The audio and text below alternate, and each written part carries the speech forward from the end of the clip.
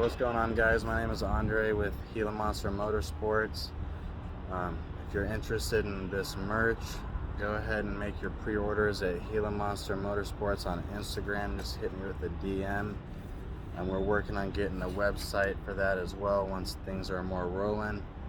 And if you want to go ahead and support the channel by liking the video, go ahead and hit the subscribe button so you can see more, because I promise you we got a lot more stuff coming. But however, today I got the review for the 2020 Kia Stinger GT, just my thoughts on the car. I have had it for a little bit over a year, since June of 2020. I do want to start off by saying that I love it. It's a great car. It's well balanced, it's very spacious. You can go on road trips in it, and if you want to have a little bit of fun, that option is there as well. People are always curious. I have people that, even in this parking lot, are just staring at the car now. Probably asking what this guy is doing too, but I've been leaving work and I've had people want to check out the interior. Same with my neighbors, they've wanted to check out the inside of it. People always even get surprised, like, oh, it's a Kia, but anyways, I do think it does look good both inside and out. The design is pretty good. And then it's no Mercedes interior, but it is definitely nicer than a good amount of cars out there. I do want to say that the first thing that people ask me about all the time is, they say, how much is this car? It looks expensive. People think it's like a Maserati and stuff. So I did get it for about $50,000 brand new, I would say just about around even 50,000. It was 41 before tax. You can get them used for 5, upwards of 10 grand cheaper, about 30 grand, ending with 40 grand after tax. But that does go into a lot of things, like how much you're putting as your down payment, blah blah blah, but that's a whole nother conversation.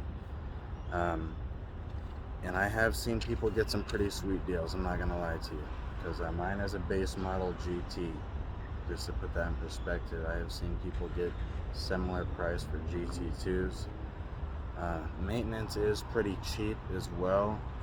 I just have to get the regular oil changes every 5,000 miles, premium gas.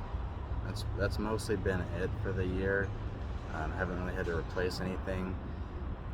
I do hear that people have a lot of problems with the brakes going out, but I still have the original brakes, wheels, and tires. When I go to the dealer, they tell me that I have a good amount of tread, so I'm probably going to swap them out not too much longer from now, but it seems like I'm doing just fine with the originals. Not sure if that is like what causes that with people, but again, that's not a problem I've seen with the brakes at all. There is a lot of aftermarket. I have gotten my Kia Stinger GT up to 402 horsepower to the wheel, 444 pounds of torque. And I do have like a full bolt-on setup. That was with the JB4 as well, which is another very popular tuner that people use for BMWs and stuff like that. So I do want to say that I will talk about the mods later on. Having the full bolt-on setup, I don't want to take too much time talking about that, but that is something that I will be covering, actually mod by mod. I'll just do a different video, probably starting with like the tune, things like the intake, exhaust, etc.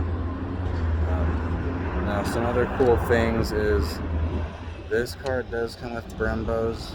Now that I was just talking about the brakes, a lot of people ask me if I put them on there. The GT models come with it, which is great. So they're not cheap brakes. It's something that's gonna guarantee that this bigger vehicle is able to come to a complete stop. And I do have the all-wheel drive drivetrain, so there are rear-wheel drive and all-wheel drive.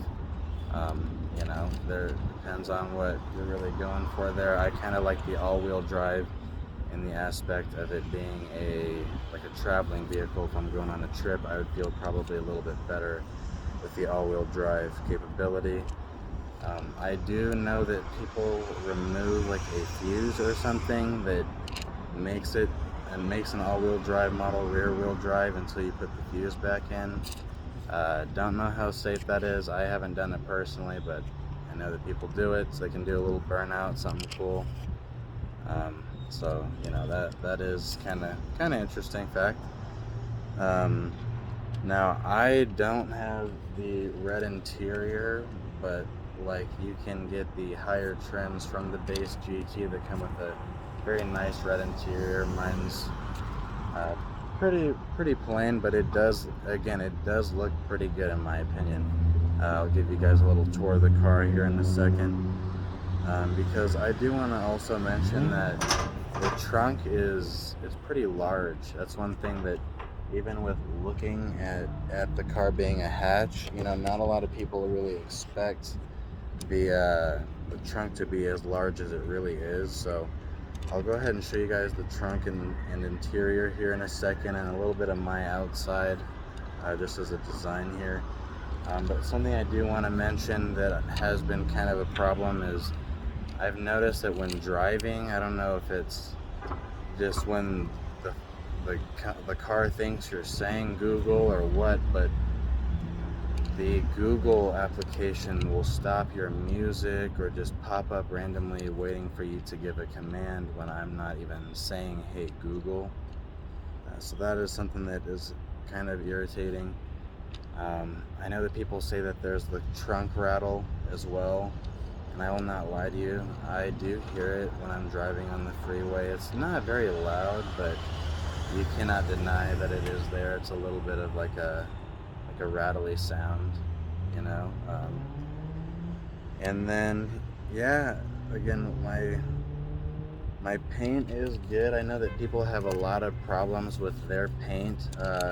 I guess there's like a really good paint warranty for the car, but I do have ceramic coat and clear bra, so that is not something that I typically have had to deal with. But I'm gonna go ahead and show you guys.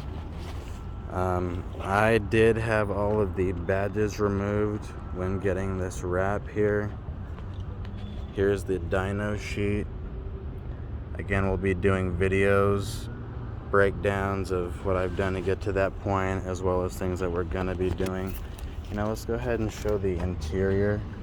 Something I'll show too, when you lock the door, the mirrors like kind of close inward, which is kind of European, if you will.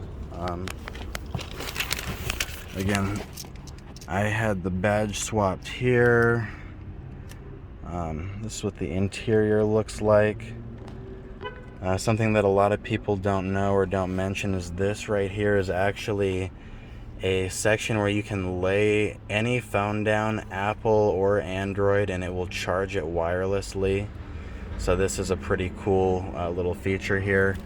Also, with the controls, I believe here, you can change colors that light up in the door panel here, as well as along here. So that is also a pretty neat thing that you can do there as well. Cup holders here, good amount of space. The back seat is pretty large as well. So this base GT does not come with the Harman Kardons, but I believe it's like a 7 or 9 speaker setup. And honestly, it sounds pretty good to me. I'm not really too worried about that. And I do, if I were to upgrade them, I would switch it to the Harman Kardon just to do that. But I think that it sounds great. This is my screen here. I know that you can get bigger ones, as well as a heads-up display, which I do not have. But these do suit me just fine. I know there's also the sunroof option that I'm missing here. But yeah, and I'm gonna go ahead and show you guys the trunk.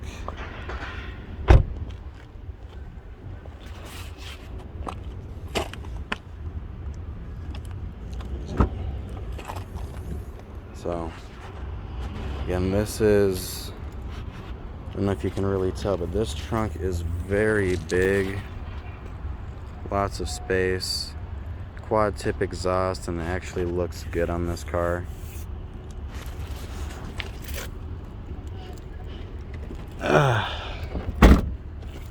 This here, I did have to color match with the wrap. It's originally the same color as the brake light, which honestly is not the greatest look. It's one of the few things that I don't like with the design as well. So that's one thing. I do think that the roof looks amazing blacked out. And let me actually play. There is typically all-wheel drive and GT scripting here, as well as the word Stinger across here on the 2020 model. And you know, some people like it. I did remove it, and I don't think I'm planning on putting it back on, really. But yeah, one last thing I will say, the base GT does come with, I believe, what are standard lights, because I've had LEDs that I've upgraded to before, and these are just not really as good.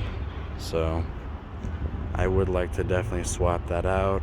I do wish that they included a remote start, so that is probably something I'm gonna have to do on my own as well. But all in all, it's a pretty good car. It's fun to drive. It's not too crazy on gas, and it definitely, like I said, you can take it on a road trip just fine, which is great.